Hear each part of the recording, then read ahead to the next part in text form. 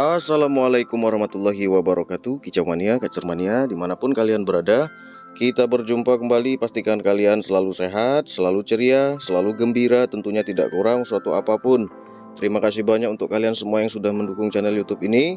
Seperti biasanya, kalian siapkan dulu rokok dan kopi kalian. Rokok dan kopi saya sudah siap semua, yang penting kita santai. Yang ngeteh-ngeteh, yang minum air putih saja silakan. Yang minum yang dingin-dingin juga boleh, yang penting tidak memabukkan kalian semua. Pada kesempatan kali ini saya akan membahas satu pembahasan yang ditanyakan sama teman kita. Nanti nggak dijawab katanya, nggak mau jawab nih DR Kacer nih. Kan kita nggak enak jadinya, ya kan? Tapi kita akan jawab, semoga info ini bisa bermanfaat untuk kalian semuanya. Nggak cuma satu orang saja, oke? Pertanyaan ini datang dari nama akunnya YB Channel. Mudah-mudahan Mas YB menyimak. Ada Mas di situ Mas? Mudah-mudahan Mas JB sudah siapkan rokok dan kopi. Tapi kalau nggak ngerokok jangan Mas, nanti batuk-batuk Mas, ya kan? Maaf izin tanya Om DR Kacer. Ya, apa fungsi pengerondongan untuk burung kacer dan kapan waktu yang baik untuk pengerondongan? Semoga dijawab, terima kasih. Oke. Memang masih begitu banyak teman-teman kacer mania yang masih bingung burung kacernya itu mau dikerondong, full kerondong, atau cuman diablak saja dalam keseharian. Nah, di sini pun kita akan mendapatkan satu pembelajaran. Burung kacer kita itu kalau nggak dikerondong berarti dia itu melihat sekeliling dia setiap hari. Ya enak kalau pindah-pindah, ya kan? Kalau di situ saja tentu dia akan jenuh dan bosan. Sama seperti kita. Nggak mungkin burung kacer tuh nggak ada rasa bosan tuh, nggak mungkin, ya kan? Sama makanan pun dia bisa bosan, apalagi dengan lingkungan. Kan seperti itu. Itulah mengapa begitu banyak burung kacer yang gacornya bukan main ketika dia nggak dikerondong. Gacor bukan main, berteriak setiap hari, entah siapa yang dia panggil. Nah, di situ kita akan dapat pembelajaran. Ya sama seperti kita, tentu kita bisa membayangkan kondisinya. Kemudian burung kacer yang full kerondong setiap hari. Jadi dalam keseharian setiap hari dia terkurung, dikelambuin, diselimutin lah. Jadi ya dalam keseharian dia hanya menatap kain. Kalau kerondongnya warna merah, yang dia lihat warna merah. Kalau kerondongnya warna hitam, ya tentu yang dia pandang adalah kegelapan. Kan seperti itu. Enak kalau dia menikmati. Kalau dia nggak menikmati, dia tentu akan stres dengan apa yang kita berikan. Sama lah seperti kita. Ada orang itu yang senangnya di dalam kamar sendirian, istirahat, menikmati kesendiriannya, ya kan? Ketika keluar kamar dianya seger, dianya sehat.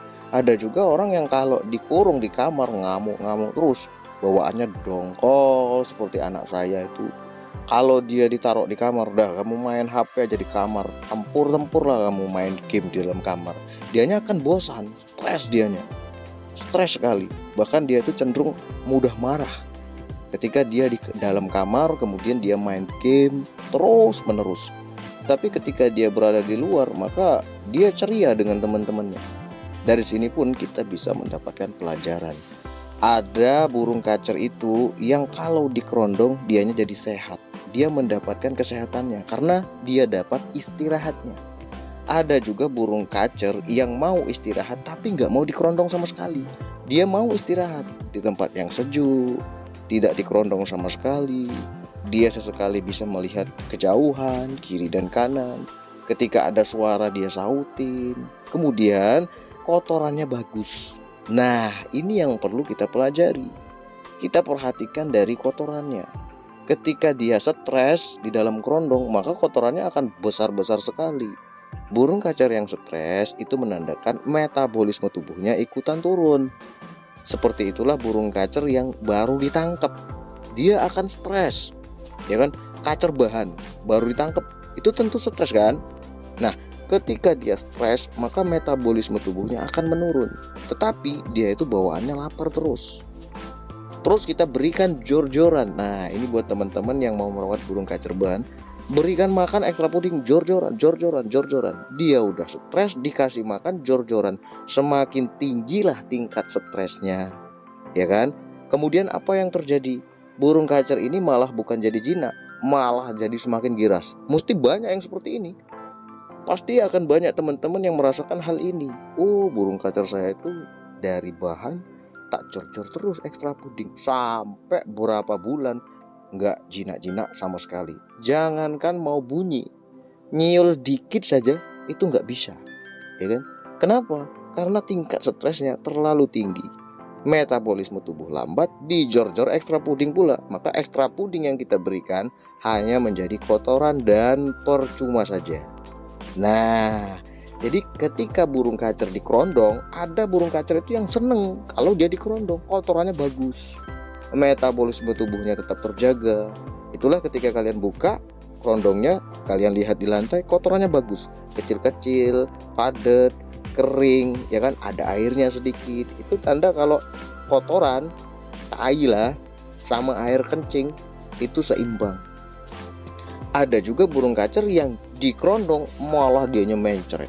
Banyak itu dianya mencret karena dia itu nggak dapat sanitasi udara, ditambah lagi dengan meletakkan sangkarnya di tempat yang panas, di bawah seng misalnya, ya kan, panas, udah di luar panas, dikerondong pula. Yang terjadi ya dehidrasi di dalam. Sedangkan kita sebagai perawatnya nggak tahu akan hal ini. Maka dari itu harus kita pahami, lihat dari kotorannya seperti apa ketika kita berikan pengerondongan. Jadi kita akan tahu kapan dia membutuhkan pengerondongan, kapan dia butuh diablaknya. Tentu akan ada perubahan kok ketika dikerondong, dan ternyata burung kacer kita nggak mau dikerondong, mesti akan berubah ini kacer. Yang tadinya tenang, ya kan, kalau kita tren, kalau kita bawa ke lapangan, yang tadinya tenang ini jadi nggak tenang, lompat sana lompat sini tapi bunyi, ya kan, tanda emosinya tuh meledak, emosinya meluap. Karena udah kesel di dalam kerondong, sehari-harian di kerondong terus, bahkan berminggu-minggu di kerondong, kemudian di tren pula. Yang terjadi meledaklah emosi dia. Yang keluar dari materinya ya cuman itu saja, alias monoton. Banyak sekali yang seperti ini. Kemudian ada juga burung kacer yang memang dapat istirahatnya ketika kita berikan pengerondongan. Tempatnya nyaman, adem, ya kan, ekstra pudingnya itu pas, kemudian cuaca mendukung. Nah, ini ketika dibawa ke lapangan, fitnya dapat burung kacer ini. Jadi mainnya tuh stabil, anteng, karena dia itu dapat kesehatannya. Kita tidak memperhatikan itu. Cuman ngapain om dikerondong om? Biar istirahat. Istirahat seperti apa om? Ya biar dia tenang. Ternyata burung kacer di dalam kerondong itu kerosakan. Krosak, turun ke lantai, naik lagi ke tangkringan. Nanti turun lagi ke lantai, naik lagi ke tangkringan. Diintip, diem, ya kan? Nanti turun lagi, ya burung bahan. Kan seperti itu.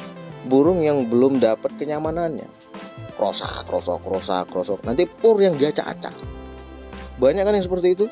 Ketika nggak dikerondong, pur nggak diacak-acak. Ketika dikerondong, purnya diacak-acak, diorak-arik, sampai di lantai itu bertaburan pur. Nah, kita cari alasan ini, alasan itu, kita mengkaji yang lain. Tentu kita perhatikan dari kerondongnya dulu, ya kan? Kita lihat apa sih perkembangan burung kacer kita ketika dikerondong, tingkah lakunya seperti apa, kotorannya bentuknya seperti apa, minumnya itu seperti apa. Kan kelihatan. Yang kita bisa perhatikan dari burung kacer ini kan ialah makan, minum, tingkah laku, kotorannya. Kan seperti itu. Makannya seperti apa, minumnya seperti apa, kotorannya seperti apa, tingkah lakunya seperti apa. Nah, kalau kalian seperti itu, tentu cepat atau lambat pasti kalian akan mengenali burung kacer kalian. Dulu ada teman saya yang bertanya kepada saya, om, kacer saya ini nakal kali om. Kalau dibawa ke tempat latihan, ke lapangan, nakal bener, lompat sana, lompat sini, kejeruji sana, kejeruji sini. Pokoknya nggak bisa diem sama sekali. Tarung tuh tarung, ya kan? Materi nggak ngalir, monoton terus. Yang dia cari ekstra pudingnya, penjemurannya, pemandiannya, muter-muternya di situ. Terus dia tanya, apalah masalah burung kacer saya ini? Saya tanya sama dia, kamu kerondong nggak harian? Full kerondong harian om. Besok nggak usah dikerondong sama sekali. Wah, nggak istirahat dong om. Katanya seperti itu. Emang burung berapa banyak di rumah? Ada satu ini om. Ya udah, diablak saja. Masih nggak percaya juga, ya kan? Masih muter-muter di ekstra puding, penjemuran, pemandian. Terus saja dibawa lagi, masih nakal lagi. Besok dibawa lagi, nakal lagi, sampai dibelikan vitamin biar burung kacer ini fit. Dia kira burung kacer ini nggak punya energinya, ya kan? Diberikan vitamin, lumayan harganya, mahal. Tapi yang terjadi adalah makin parah nakalnya.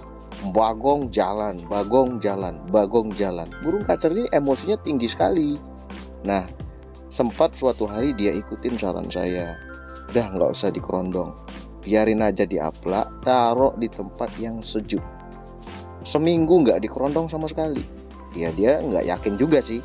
Apa iya, masa burung kacer nggak dikerondong? Kapan dia istirahat? Di otak dia itu. Tapi ternyata setelah dia berikan perawatan itu 2 minggu, dibawa ke tempat latihan, burung kacernya main anteng, tenang, baru dia nyengir. Bener juga nih apa yang dia omonginnya. Ya dia nggak mau ngikutin karena apa? Yang di pikiran dia pengerondongan adalah untuk istirahat, itu saja. Benar, pengerondongan memang untuk istirahat pada burung kacer, tetapi nggak semua burung kacer membutuhkan itu. Kita sebagai perawat harus mengenalinya, tingkah lakunya seperti apa. Jangan jauh-jauh cari rawatan. Wah ini ekstra pudingnya nih kurang. Wah ini itu, pokoknya banyak sekali. Padahal dia bisa lakukan hal sederhana. Bisa jadi burung kacernya ini nggak mau dikerondong. Akhirnya emosinya meledak-ledak. Setelah dia ikutin ya tentu kelihatan. Sekarang baru nyambung. Gitu, orang pun seperti itu. Ada orang yang senang kerja di lapangan, senang dianya, ya kan? Senang melihat alam yang luas, kerja berat, panas-panasan, itu senang sekali dianya. Ada juga orang yang senangnya di satu ruangan, ada AC-nya, tenang, nggak berisik. Ada juga orangnya seperti itu. Jadi nggak semua orang senang kerja di lapangan, ya kan? Nggak semua orang itu bisa sehat dengan kerja di lapangan. Ada yang malah sakit-sakitan gara-gara kerja di lapangan, kan seperti itu. Jadi kita harus memahami segala sesuatu itu dengan luas, ya kan? Pahami psikologisnya. Sama seperti saya memahami kalian semua. Kalian semua yang ingin dibahas itu burung kacer yang masih tahapan-tahapan biasa-biasa saja, tahapan-tahapan pemula. Tapi saya langsung bahas tinggi, maka kalian akan kelimpungan, nggak ngerti kalian, nggak nyambung kalian nantinya, ya kan? Jadi saya bahas yang sederhana-sederhana dulu, kayak pengerondongan, makan, protein, kesehatan, ya kan? Jadi yang standar-standar dulu, yang basic-basicnya, dasar-dasarnya. Karena apa? Kebanyakan teman-teman itu langsung lompat ke tinggi langsung. Jadi langsung ke tinggi, kemudian dapat masalah, blank, bingung, mau diapain nih burung kacer? Mau dikerondong apa tidak? Nah, jadi saya bahas dari standar-standarnya. Terus yang memang punya permasalahan burung kacernya itu levelnya tinggi akan ketemu, ternyata begini, ternyata dasarnya diabaikan. Dia hanya mikirnya yang tinggi-tinggi, ekstra puding, penjemuran, pemandian, ternyata ada yang standar yang dia lupakan. Nah, silahkan kalian pahami, silahkan kalian cerna. Semoga info ini bermanfaat. Cari tahu burung kacer kalian itu senangnya dikerondong atau tidak. Oke, wassalamualaikum warahmatullahi wabarakatuh.